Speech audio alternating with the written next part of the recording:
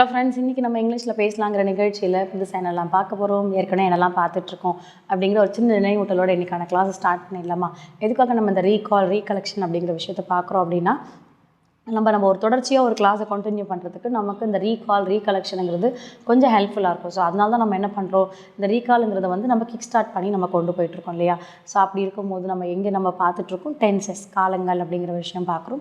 இந்த டென்சஸ் காலங்கள் நிறைய பேர் ஒரே ஆளாக மொத்தமாக உட்காந்து அந்த 12 டென்ஸ் ரூல்ஸை படிக்கிறது ரொம்ப கஷ்டப்படுவாங்க. ஆனால் இந்த மாதிரி நீங்கள் ஒரு டென்ஸ் எடுத்து அந்த ஒரு டென்ஸோடைய ஒரு ரூல் எடுத்துகிட்டு அந்த ஒரு ரூல்லையே நீங்கள் ஒரு 20 days 30 days நீங்கள் ப்ராக்டிஸிங் வந்தீங்கன்னா ஈஸியாக இந்த ரூலுக்கு இதான், இந்த நேமுக்கு இந்த டென்ஸுக்கு இந்த ரூல் தான் அப்படிங்கிறத நீங்கள் ஈஸியாக சொல்ல ஆரம்பிச்சிருவீங்க.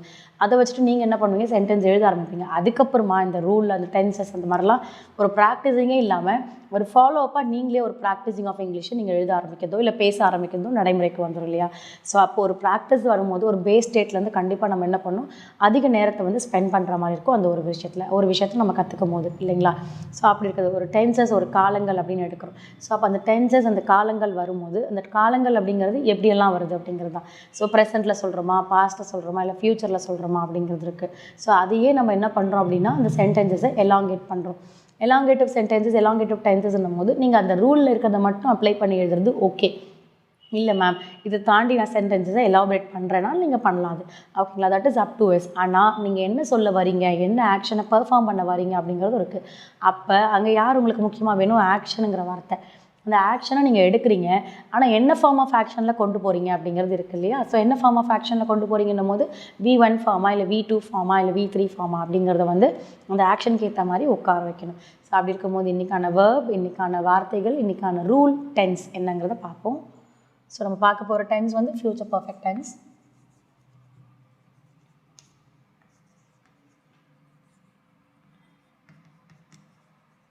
இதில் நம்ம நெகட்டிவ் அப்படிங்கிறத எக்ஸ்க்ளூசிவாக பார்க்க போகிறோம். நெகட்டிவ்னும் போது விச் இஸ் இண்டிகேட் நாட் அப்படிங்கிறத நம்ம ஒரு எக்ஸ்க்ளூசிவாக சென்டென்ஸ் பார்க்க போகிறோம். V1. ஸோ V1 போது இண்டிகேட்ஸ் ப்ரெசன்ட், V2 வந்து பாஸ்ட், V3 வந்து பாஸ்ட் பார்ட்டிசிபிள் அப்படிங்கிறது தான். ஸோ V1 V2 V3 ப்ரெசென்ட்டில் என்ன சொல்கிறோம், பாஸ்ட்டில் என்ன சொல்கிறோம், பாஸ்ட் பார்ட்டிசிபிளில் என்ன சொல்கிறோம் அதுதான். ஸோ ப்ரெசென்ட் அப்படின்னு இருக்கும்போது என்ன வேர்ப் எடுக்கிறோன்னா பெயிண்ட். பெயிண்ட்னா வண்ணம் அப்படிங்கிறது தான். ஸோ இதை வந்து V2 and V3ல எப்படி சொல்கிறாங்க அப்படிங்கிறது தான். ஸோ V2 and V3க்கு வந்து பெயிண்டட் வரும்போது ஸோ நம்ம அதுக்கும் வந்து வண்ணம்னு எடுக்கலாம். ஏன் அப்படின்னா இந்த இடத்துல வந்து ஈடி தான் சேர்ந்துருக்கு, அதாவது பாஸ்ட்லேயோ இல்லை பாஸ்ட் பார்ட்டிசிபிள்லையோ தான் சொல்கிறோம். அப்போ நம்ம ரூலுக்கு ஏற்ற மாதிரி நம்ம மாற்றிக்கலாம். ஸோ ஒருத்தர் வந்து பெயிண்ட் பண்ண இருக்கிறார்கள், இல்லை பெயிண்ட் பண்ணாங்க அப்படிங்கிற மாதிரி வித்தியாசங்கள் காட்டலாம். பெயிண்டட். ஸோ அப்போ நம்ம பெயிண்ட் அப்படிங்கிறதுனா கலர் அடிக்கிறது, வண்ணம் அடிக்கிறது இல்லையா? ஸோ இப்போ நம்ம அங்கேருந்து சப்ஜெக்ட்டுக்கு வரலாம். சப்ஜெக்ட் வரும்போது I, we, you, he, she, they, it. So இவங்கெல்லாம் எங்கே இருக்காங்க, சப்ஜெக்டில் இருக்காங்க. லைக் இந்த சப்ஜெக்ட்ஸ்லாம் யூஸ் பண்ணணும்னு கிடையாது. ஸோ நம்மளோட நேமிங் வேர்ட்ஸுமே நம்ம யூஸ் பண்ணிக்கலாம். இப்போது ரூல் எழுத போகிறோம் இல்லையா? என்ன ரூல் எழுத போகிறோம், ஃப்யூச்சர் பர்ஃபெக்டோடைய ரூல்.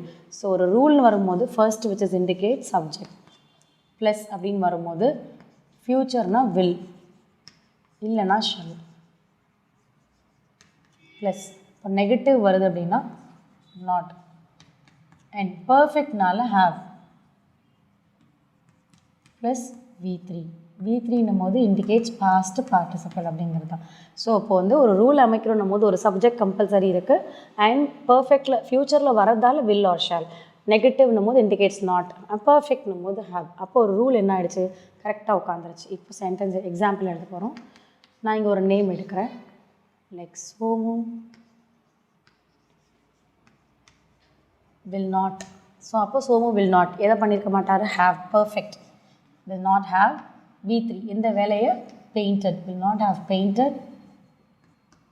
ஸோ சோமு வந்து என்ன பண்ணியிருக்க மாட்டார், வண்ணம் வந்து அடிச்சிருக்க மாட்டார். Okay, will not have painted, அதோட முடிஞ்சுது. இல்லை, எதில் வண்ணம் அடிச்சிருக்க மாட்டார், இதர pot or to be a wall, so இல்லைனா ஒரு பெயிண்ட் போர்டு அப்படிங்கிறது நீங்கள் சொல்லிக்கலாம். So Somu will not have painted the wall.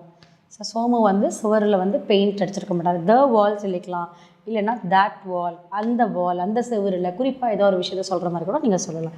So அப்போது இங்கே வந்து சோமு ஸோ பெயிண்டட் த வால் இல்லையா, அந்த வால். அப்போது that வால், அந்த சுவருக்கு பெயிண்டட் அப்படின்னு வரும்போது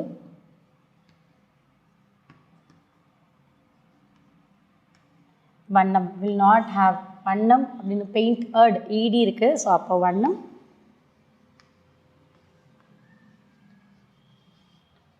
பூசி இருக்க, சோமுங்கிறதுனால ஒரே ஒரு கேரக்டர் மாட்டார். ஸோ இப்போ இங்கே எக்ஸ்ட்ராவாக பார்த்தீங்கன்னா பூசி இருக்குன்னு வந்திருக்கு. ஆனால் இங்கே நம்ம பெயிண்டடுக்கு வண்ணம்னு கொடுத்துருக்கோம். ஸோ நான் ஏற்கனவே சொன்னது தான், ஒரு பாஸ்ட்டில் வரும்போது இந்த பாஸ்ட்டை இண்டிகேட் பண்ண மாதிரி நம்ம என்ன பண்ணிக்கலாம், சென்டென்ஸ் வந்து தமிழாக்கத்தில் ஃப்ரேம் பண்ணிக்கலாங்கிறது தான். ஸோ இப்போ வந்து என்ன ஆகிடுச்சு, verb form ready, rule and அதுக்கேற்ற மாதிரி சென்டென்ஸ்லாம் நம்ம ஃப்ரேம் பண்ணியிருக்கோம். ஸோ இந்த ரூல், இந்த வேர்ப் ஃபார்ம் வச்சுட்டு நீங்களுமே சென்டென்சஸ் ஃப்ரேம் பண்ணி ப்ராக்டிஸ் பண்ணுங்கள். அடுத்த கிளாஸில் அடுத்த இன்ட்ரெஸ்டிங்கான சென்டென்ஸோடு உங்களை மீட் பண்ணுறேன். தேங்க்யூ.